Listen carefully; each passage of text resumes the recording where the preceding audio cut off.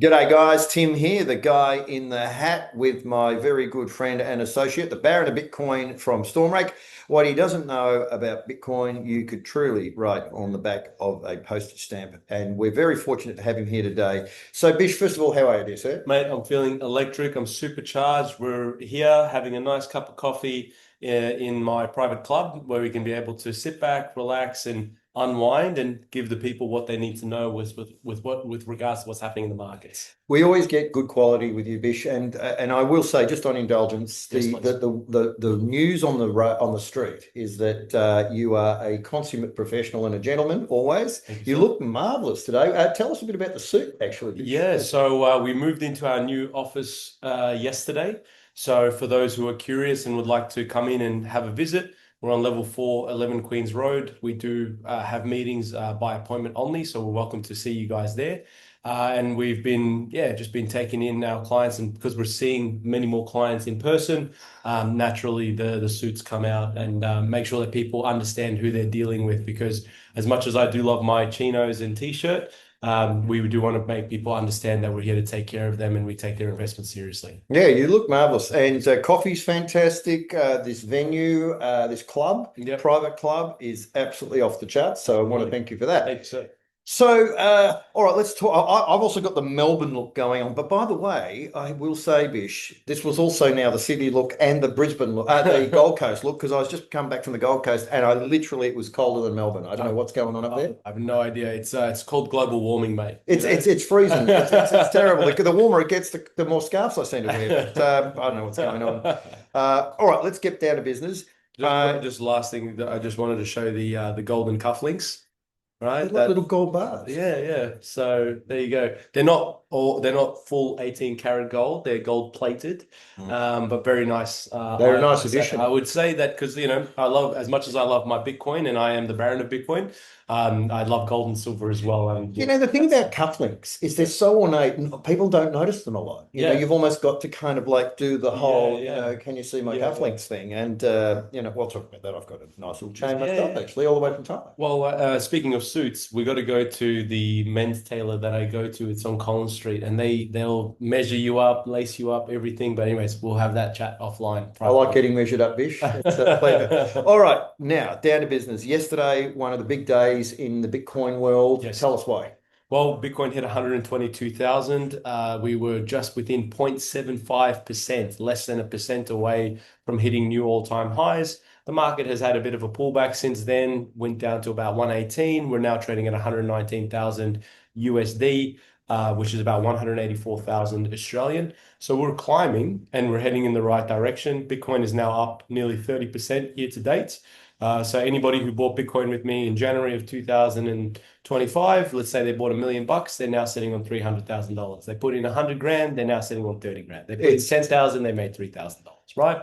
So we're continuing to appreciate our clients' portfolios over time whilst taking on the least amount of risk possible. Because in the crypto universe, we were talking about this offline, there's hundreds of thousands of potential tokens that you can invest in. We only look at 20, right? And we recommend even less than that. We recommend 10, with the majority of that being in Bitcoin. So we have a very concentrated effort on or very concentrated focus on where we put our efforts into. I love that about our portfolio. Gold, silver, Bitcoin. You might want to add in some platinum and XRP in there to kind of round things out, but keep it simple. one of the big questions I get on my channel is, so why is Bitcoin different to all the others? Like a lot of people have friends that tell them about XRP and Ethereum, and and then they hear Bitcoin and they go, okay, but why is it any different? Why? Mm. So can you give us a little bit of a round out on what the story is? Well, Bitcoin was the progenitor of the entire asset class and industry in the first place back in 2009. The tokenomics of it is, near on pristine. There's only going to be 21 million Bitcoin every 4 years. Approximately, the supply of new Bitcoins halves, which is in an event known as the halving. It's just such a simple economic model to understand, right? And the supply curve is known up until the year 2140. So we know what the supply will look like and how we at the end of 2140, there'll be no more new Bitcoins. And so it's such an easy economic principle and investment that you can understand. And it's also one of the assets that cannot be tampered with. It's decentralized. There's hundreds of thousands of nodes that exist everywhere on the planet. No one has control of the network. No one can stop you from transacting. Whereas, with other coins, and I'm not going to name names because lest I offend someone, but the problem that people have is that there's a lot of centralized cryptocurrencies out there. Even Tether, for example, they can freeze if you're holding USDT in your wallet, right? You can't freeze Bitcoin, can't stop Bitcoin. So that's why I also advocated. So it's not only just pristine economics, so that the value of it is likely to go up over time, but it's also decentralized and permissionless, which means that I can freely transact and use it wherever I see fit without having to fear restrictions or interruptions. Now, you said you weren't going to mention coins, Yeah. for fear of offending people. Yes. But can I ask a question? Yes, sir. XRP versus Bitcoin. Heavy hitter question. One of the biggest fights, and I don't get it, on my channel seems to be whenever I mention Bitcoin, a whole bunch of XRP people come out and start almost like it's almost some tribal thing. Like, no, XRP is the thing. What are you holding Bitcoin for? And I don't see people in Bitcoin doing that with XRP, but people in XRP invariably take aim at Bitcoin as if it's some kind of competitor. Can you explain, first of all, have you ever seen this sentiment before? Because I see it all the time on my channel. Yeah. But what drives that? Like, why do people think that? Yeah, I mean, look, it is a very tribal mentality. I'm glad that you raised that point. It is the best way to describe it. Look, you can hold on to XRP. I recommend XRP to my clients whenever they're wanting to get ISO exposure, but it makes up, 10% of the portfolio. It's not a large portion by any means. We're majority Bitcoin over here. And look, Bitcoiners do have a little bit of that sentiment towards the rest of the XRP army and the wider crypto market. There's Bitcoiners and shitcoiners. And I remember when we were at the Bitcoin Las Vegas conference, I said, don't mention other cryptocurrencies. We're all Bitcoin here. So yeah, there is a bit of a distinction. And that was quite confronting for me because that was my first Bitcoin conference. Yeah. And I couldn't understand how there was nothing else mentioned there. There was no other crypto. It was like a dirty word. It is to mention Yeah. these other assets. I Yeah. know. I mean, look, I'm a full service crypto broker, so I'm not going to shy away from the fact that I do support other digital assets. I do support free markets. I do believe there are many different cryptocurrencies that will do quite well over the coming years, especially as DLT or distributed ledger technology gets further adopted. But Bitcoin is the mothership. It is the absolute battleship in which everything else operates around. It is the center of the universe. I couldn't care less what other digital asset you have. If Bitcoin's going up, your asset will do well as well, right? As long as you've got selected choices, right? Few select choices. But if Bitcoin's going down, then the rest of the altcoin market has no chance in hell of doing well either. So that's why I place my clients. I've got people who call me up, valued clients of ours. I've got $800,000 to allocate, right? What should I do with it? Somebody gives me that phone call. I'm going to say, just buy Bitcoin. Easy. I'm going to need it to build a business 9 to 12 months from now. Done. Buy Bitcoin. Simple conversations. The reason why the XRP army is so belligerent, look, hard to speculate on why that exactly is the case, but I'm not against you, XRP army. I hope you're successful. I just don't see it as the primary asset that's worth allocating towards, particularly when 1 billion tokens, 1 billion, gets unlocked from escrow every month, and they use it as a way to control supply, and that's not sustainable. Over 50 billion tokens, half of Got a bit of a fiat feel about it. Yeah, over half of the supply is controlled by Ripple Labs.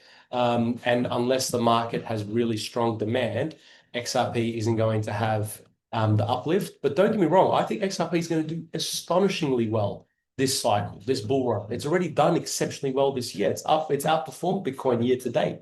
So I'm not here to disparage Bitcoin and say, disparage XRP and say that Ripple's bad, don't invest in it, don't touch it. It's quite the opposite. I place my clients in it all the time, right? So the XRP army really has no reason to be as vitriolic towards us. We are advocates for XRP, but in terms of we allocate proportionate to the risk that the investment proposes. And so Bitcoin for me in my clients' crypto portfolios presents a very low risk profile. Not saying that it's a low risk investment, it is a high risk investment. But in that But in space, that space, it is yeah. the lowest risk investment you can make. And then you add in some other potential upsides, some wild cards, just so that you get some further upside. That's how I've always constructed my portfolio. Yeah, it's interesting because if I look at the ISOs, which is what XRP is one of the ISOs, it is the only asset classified as the only asset in the ISO class, which makes it kind of similar to Bitcoin. But these two technologies are totally different, Yep. primarily fundamentally because one is centralized and the other isn't. And here's the next question, because we don't script our questions. No, We no. just hit you with the curveball. That's it. A client sitting in a portfolio with Bitcoin, like predominantly, let's say as a client comes to you and says, look, I want a strong Bitcoin portfolio. Yep. Is it important for them to have some XRP as opposed to somebody that comes to you and says to you, I want a strong XRP portfolio? Is it important for them to have a position in Bitcoin? I guess that. It's a good question. It's a fantastic question, actually. So, first of all, I just want to clarify, I am a execution broker first and foremost. So, if you come to me and say, Bishop, I've sent you $100,000, please buy Bitcoin for me, I'll do it. You send me $100,000 and you say, Bishop, please buy XRP, no problems. I'll get that done for you right away and get you the sharpest possible entry price available to us in the market at the time.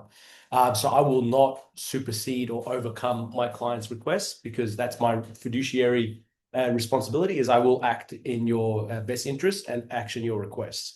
But if somebody asks me the question, should I allocate predominantly to Bitcoin or, I want to just buy Bitcoin, I would just say, no, I won't stop you. Please go ahead, buy Bitcoin. But if they say to me, should I look at something else? I'm not going to push them into alts. Whereas if somebody says and comes to me and asks me the question of, I really want to buy 100 grand of XRP. Should I add some Bitcoin in there? I'll say absolutely. So I would never really push somebody into altcoins, but I would always encourage people to allocate to Bitcoin to answer your question. Yeah, absolutely. It does answer my question.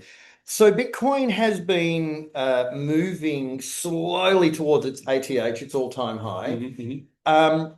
So this kind of slow move up and then pulling back and slow move up and is this a healthy kind of way for it to move? Absolutely. You're on fire with your questions today. It's the coffee. It's this beautiful club. It's your beautiful suit. No, your good looks. All that. Brilliant questions. Yeah, absolutely. Very healthy. Very healthy. If we were seeing, if Graham is watching this, the blow off top, it would go. Let's hope he's not watching. Yeah, you would see it be a very short-lived bull market. But the fact that we're getting these waves of demand and then consolidation and then waves of demand and then consolidation.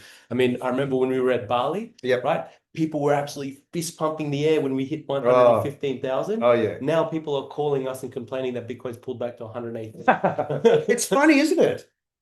Somebody said that today in the comments section. Yeah. I can't believe Bitcoin's pulled back to its all-time high. Yeah. So, it's funny that, but anyways, we digress. So really what it comes down to is I love the fact that the market is moving up in like a step function, right? So if we were going to go straight parabola, I'd be super concerned. I'd be like, look, maybe it's now not the time to be buying. I would never be looking to just sell my Bitcoin because what am I going to sell it for? Dirty fiat currency. Maybe some gold and silver, maybe a new Ferrari. We'll see. There's European Ferrari dealerships. That Bitcoin now. Yeah. You know what I mean? Like the Bitcoiners are the only ones that can buy Ferraris. Yeah. So you go in there, and this is awesome. You can go into any Ferrari dealership in Europe, and eventually, I'll tell you this now. One Bitcoin will buy you one Ferrari, right?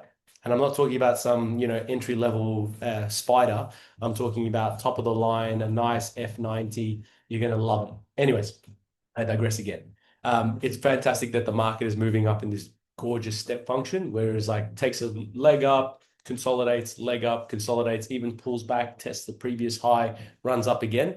Absolutely delicious moves. It shows me that the market structure is very healthy, shows me there's new buyers at new levels and excellent consolidation, which is good exchange of coins at different levels. Consolidation and also that support level. And this support level. So this is always a kind of a speculative thing, I feel, but where is the support now roughly? Because when Bitcoin, we saw Bitcoin run last year, it basically 2x'd and then it pulled all the way back it fell under the support levels we thought it was going to But where is support now? Like, roughly, where would you consider it to be? I would say support right now is 112, 112,000 US is where support is. That's not to say that's where the price will reach, but that's where there's a strong level of support because we hit that as our previous all-time high, and then we ran into it 3, 4 times before we had a correction.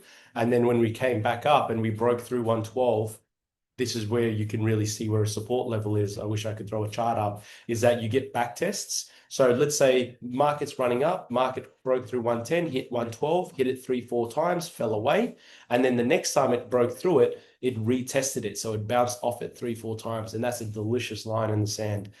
Excellent support. We can bring a graph up. I have that capability actually. The post edits. No, I can do it live, Oh, but I'm That not. would be great. Like we It's a little bit like like that, but Joe Rogan. Jamie, can you bring that up for me? yeah. It's like guy in the hat. Can you bring it up? But I'm not prepared, so it's a little bit like that moment when you pull the speedos out of and you're not quite prepared. So the next question I've got is this next run for Bitcoin. It's been showing solid support, as you said, 112. It run up to 123 a couple of times yesterday.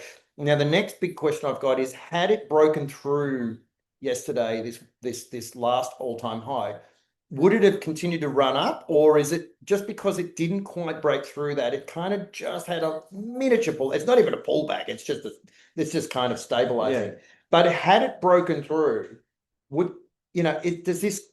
I don't know what I'm asking here, but would it have run if it had gone just beyond the 123, maybe to 124? Would it have kept running from there, or what does it tend to do? What does the market tend to do? Oh, look, all-time high breakouts are almost always very bullish. We're in complete price discovery, and it's so funny. We've talked about this a number of times. Remember when you came to the office and we shot that video when Bitcoin first broke through 88,000? Oh yeah, and that was like back in November last you year. can't make it up. I mean, and now if we would have, this is where November last year, we were pumping, lad. Bitcoin hit 88,000. We were celebrating. Now, if Bitcoin was to retest 88K, there would be bedlam. You know what I mean? Oh, people would be suicide. Yeah, it just shows you how we quickly forget. Yeah. And so it's like, what I'm saying is that when we broke through 88, we're like, well, where are we going to go from here? I'm like, 100K. Then we got to 100K, like, where to from here? I'm like, 120. Right. And then it's like, okay, what happens next? I'm like, 150. Right. Because what's going to continue happening is they're going to continue printing currency, and then they're going to continue to debase the dollar. And they're now going to be talking about bringing out this new dividend dollar, my friend. You and I talked about that. You brought it to my attention first more than anyone else. So your great research. Well, let's just before we get onto the dividend dollar, because it's an interesting topic. This is interesting what you said about these runs from 88 to 100 to 120. We've been working together since Bitcoin was 52,000 US. And I wasn't bullish in it. No. Do you know what I learned? I wasn't bullish in it. I know. You told me. Even now. No, I'm not. Look, honestly, you're a Bitcoin maxi. I'm not, but you are, like I am. You're absolutely right. Everything you told me, and I'm reflecting the sentiments of my clients here. I did not get bullish enough, and it's so funny how many people watch it go from 50 to 80 to 100 to 120, and they're looking at it going, I should have bought when they told me to. So right now it's going to run to, we expect 150. Yep. And people are going to say the same again at 150. 100%. And then it'll run from 150 to 200, 200 to 250. We'll have some sort of correction along the way. It'll pull back, have it like, maybe go back down and revisit the 150 levels. People will say, see, I told you, I got you. It's gone to zero, blah, blah. It's back under 200. You ruined me. Yeah. And then we go off, and then, but every step of the way there over the next 5 to 8 years, as they continue to debase the currency and try to trot out this dividend dollar and do all kinds of different things, Bitcoin's going to continue to retain its purchasing power and increase value against all manner of. Well, let's talk about actually. So now let's talk about that dividend dollar, because they're talking about sovereign wealth assets. Now I see Bitcoin as one of those, and they didn't show it specifically in. Oh, they did. So if you you zoom in and have a look at it. So they had that like code where they had, there was different images that they had that were made up. The code. The sovereign. They had the sovereign wealth assets. What's this backed by? It was like infrastructure, gold, silver, commodities in general, like oil, petroleum, as well as BTC as well. So digital assets. So that's how they go through that process. So it is there. So it's part of the sovereign. Now, the dividend dollar there's a guy called John F. Kennedy who tried it. And unfortunately, we can't ask him how it worked out because it didn't work out terribly well. But that was the last attempt at moving the note printing, and I spoke about this last night, the note printing back to the Treasury. Yes. Now, the reason the US has to do this is because fundamentally the Fed has destroyed the US dollar, in my opinion, and many other people's opinions. It has no buying power, and they've connected. Zero. Well, they linked it to stablecoin, which of course is an incredibly valuable asset. True or false? No, it's false. No. That has no value. So you've now got a stablecoin that is backed by a useless currency. Now, the only way out of this for the US is either to move to CBDC as quickly as they can, which the Fed are looking at doing, or for the Treasury to start doing what John F. Kennedy had imagined back in 1963, and that is to come up with the Executive Order 11110 to take the note printing. Now, backing it with real assets. And which assets are the fundamental assets you were just talking about? What are they looking at backing it with? Gold, silver, commodities, Bitcoin, and infrastructure. Yeah, and that's right. That's and why energy. and energy. So that they want to spend as much as they possibly can, extract as much of they print as much as they can to, whilst people are still believing in the fiat Ponzi that is the US dollar, because people will buy US dollars and give them real commodities and real assets and real resources, revalue the gold certificates, buy Bitcoin with the revaluation gains because it's an accounting treatment, right? So they don't even need to have the gold to do that, to be honest with you. They'll just create $900 billion out of thin air, buy Bitcoin, Bitcoin runs. And that's just really what it comes down to. So energy, infrastructure, commodities, gold, silver, precious metals, of course, and Bitcoin. Now, what are the most liquid assets in that you could invest in as a private investor? That's gold, silver, and Bitcoin. What does the man in the hat talk about consistently? Gold, silver, and Bitcoin. What does Sam from Liberty Bullion talk about? Gold and silver. What do I talk about? Bitcoin. I mean, it's like we knew. Yeah. So the dividend dollar's designed to give you 3% gain every year, whereas the US dollar has had 3% loss every year, essentially, and it's worth nothing.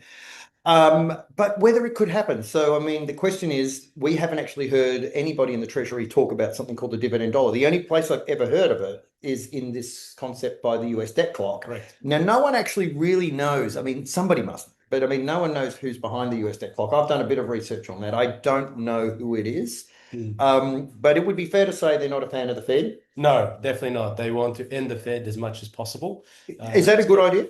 It's a fantastic idea, but people need to understand that if you end central banking, it's not like you have this beautiful utopia that gets created out of thin air once you do that. Okay? You got to understand that the target, the enemy becomes different, right?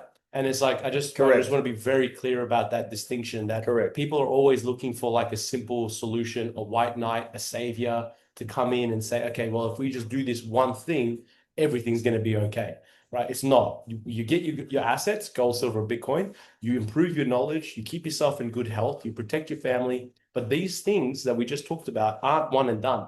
You don't buy gold, silver, Bitcoin once. You don't just buy it and that's it. You're done.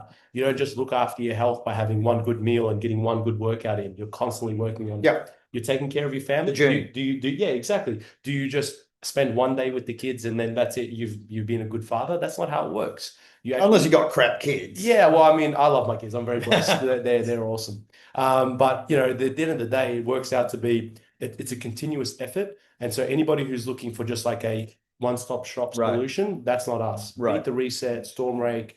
We're all about a continuous applied application of perfect effort in order to deliver you exceptional results. So the dividend dollar, there's going to be people out there who go, well, I don't need to buy gold, silver, and Bitcoin because I can get a dividend dollar. Then you're going back to IOUs, which is what the gold and silver certificates were. You're going back to trusting the system again. Whereas with Bitcoin, gold, and silver, were actually physically held in your hands with the gold, silver, or Bitcoin held in your cold wallet, you are holding the bearer asset. You don't need to trust an intermediary that says they have these assets in your behalf. I mean, I had this debate with Peter Schiff when we were at the Bitcoin conference. He goes, why not just tokenize gold and put it on the blockchain? It's like such a much better way of using blockchain. Like Bitcoin's useless. I'm like, the problem is with that, Peter, is that you might issue 100,000 ounces of gold tokens because that's what people have bought from you, but you might only have 10,000 ounces of gold physically backing the whole thing. A little bit right? like And Fort then, Knox. yeah, and it's like, and then if people were to all redeem it, because it would be a bank run, and then we lose confidence in the system again. So again, Bitcoin is the ultimate bearer asset in the sense that it's not intermediated. Bitcoin represents value, right? It has value, intrinsic value, if I dare say so myself, and it represents value. They don't have to. If I send you one Bitcoin, you've got $180,000, right? And that's it. There's nothing else in between, right? That's so important. Whereas if I give you $180,000 worth of this new Dividend. US dividend dollar, you have to trust that you can then go and redeem those assets for that cash for assets, and they're not going to be perfectly intertwined because No. they're backing it with things like energy and infrastructure. You can't redeem a dividend dollar for infrastructure. You can't redeem a dividend dollar for energy, right? So whilst it has these real world asset backings, it's still What do they really mean? yeah, so you're still trusting a centralized system, whereas we operate on a trustless assumption basis. And that's right. And I was fascinated to learn that the Federal Reserve only needed to hold 40% of its liquidity in a monetary asset. 40%. No, I used to believe when I first started researching central banks that it was 1 to 1. For every US dollar, you needed to have 1 ounce of gold, essentially, or 1 gram of gold, essentially, in the vault. But it's only 40%. Yeah. So it's at less than half. Yes. So your accountability is, and the problem with the Federal Reserve is they say, well, well, I mean, they're not backed by gold anymore, but the gold in the US, of course, there's no audit reports. We don't even know how much gold they've got. How would anybody even know? So there's a lot of trust, I guess is what I'm saying. When you move to the dividend dollar, you still have to trust that these assets are right where they say they are. You know, where is the gold? Where is the silver? I personally don't believe the US has got any gold, but that doesn't matter. They're going to back it. They're going to back this dollar with something. But there's a very big difference. I just want to say though, Bish, there's a very big difference between something being a gold standard and being a convertible gold standard. Those two things are entirely different because the US was on a convertible gold standard from 1900 to 1933, which means you could convert your dollars to gold or silver. After that, they weren't. Bretton Woods was a non-convertible gold standard. In other words, they just told you. Yes. They just said we're on a gold standard. But that would be the same thing as this new dividend dollar, right? It's just like we have it. We have it. Trust us. Yeah, that's right. And that's why I think the Treasury is saying we're building up this Bitcoin reserve. So they give you the impression that it's going to be convertible, but it won't be. No. But question. Bitcoin is more accountable than gold because you can actually see. Now, is this true or false? You can actually see the holdings of the US Treasury. Yes, if they publicly disclose their wallet address, right, you can definitely see. Would they be required to, do you think? Or if they are wanting to move towards some sort of this new dividend dollar standard, possibly. But again, they set the rules, not me. Right. So whilst, and you can use blockchain analytics to kind of see where, certain tools like Arkham Intelligence is a great tool that we use at Stormrate to be able to track where Bitcoin holdings are. But it's an assumption and it's a guess as to whether they hold it or not. There's no guarantee that that's the actual wallet. But by process of elimination, though, you could work out roughly how much they are roughly holding because there's not that many Bitcoin around. Correct. So you can definitely do that. And then there are wallets that are labeled as potentially US government or federal or Department of Justice or whatever it is. So you can have that kind of, but it's analytics, right? It's not exact until it's publicly disclosed. Right. So like, for example, that's what I believe will eventually happen. But which government wants to be held accountable? Yeah. They hate gold. That's why they love and hate gold at the same time. Yeah. It's like we love it, but we hate it. Yeah. We don't want to be accountable, but we do. Yeah. But it's like please. That's the same with Bitcoin. They love it, but they don't want to be held to the accountability that it would otherwise provide. The thing about Bitcoin is its most successful feature is its most, I guess, reviled feature by the central banks. Like because it's accountable, because it has all these features and this ability, they don't really want accountability, as you say. It's anti-CBDC. So you've got CBDC, You got CBDC on one stand, and it's like it's control, it's dominion, it's oppression, it's timed tokens, it's geofence tokens, it's all nasty stuff. And then on the other side of it is Bitcoin, freedom, inspiration, capital movement, capital freedom. It's just the best. And it's like we are literally in the final rounds of a death battle between central banks and Bitcoin. And I know who's my money on. Yeah, 100%. All right, so Bish, Let's bring this home. but let's bring it home because Bitcoin's at about 119,000 or thereabouts Yep. today. The ATH, how much longer is it going to be before we pass 123? Could be this week, mate. I mean, all eyes are on the CPI inflation numbers, the inflation print that's coming out of the US later on this evening at around 10:30 p.m. Melbourne time. So I'll be in the office monitoring that for you guys. The CPI, I heard that the Easter Bunny, Santa, they were all getting together and mixing. That's right. I mean, I'm not watching it to understand what the number is. I don't believe in the number, but I'm watching it so I understand the response to the market, or response by the market, I should say. So that's what I'm going to be focusing on. So guys, I do not sleep. I'm always locked in. You can call me at 2 a.m., 2 p.m., Monday, Sunday, Friday, doesn't matter. I'm going to be taking your phone call unless I'm doing this with Tim. And I'll be taking care of you guys. But yeah, that's what I'll be keeping an eye on. If the inflation number comes in where they expect it in, which is showing cooling inflation signs, which we all know is false numbers, which lines up with the Federal Reserve wanting to cut interest rates in September. Cutting interest rates means that there's going to be looser monetary policy, more currency in circulation, means that hard assets will pump, and Bitcoin will probably hit all-time highs before the end of this week. But we can anticipate some volatility over the next 24 hours around this key economic data. And then when that comes through, I can anticipate Bitcoin at 125. If Bitcoin's at or above all-time highs prior to the US cutting interest rates or the Federal Reserve cutting interest rates, oh boy, strap in. You are not bullish enough, ladies and gentlemen. If we're at 125 prior to a Fed rate cut, we could get to 150 in 6 weeks. You do not have enough Bitcoin to be sitting around. You should be watching this and then giving me a call right away because, again, the potential of an all-time high breakout, we're just a few percentage points away from that right now. We get that breakout before interest rate cuts, you're not bullish enough. Yeah, 100% agree with that, Bish.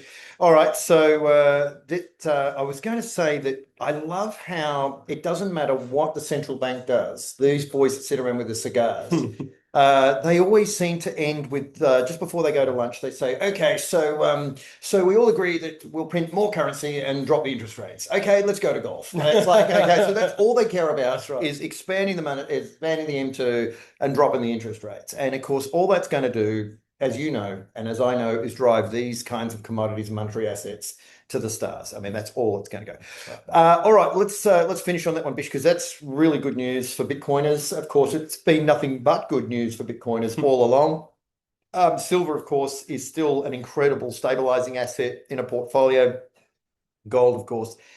Bish, any final words before we jump off here today? Anything you want to share with the audience? Absolutely. So there's two things. One, for the people who are based in Melbourne or willing to travel to Melbourne, you can come in and meet with myself and my team, granted that we have availability because it's, again, by appointment only. And then the second thing is if you would like to book in a consultation, go to stormrake.com. Click on contact and book yourself in for a private consultation. We'd be happy to have a chat. So there's two ways you can access us now. Our new office is well designed and well situated. It was just there before. Oh, it's stunning. Yep. Well situated to beautiful views too. Yeah, thank you, of Albert Park. So you can come. I was just thinking about just in the office. Oh yes, yeah. There's lots of talent.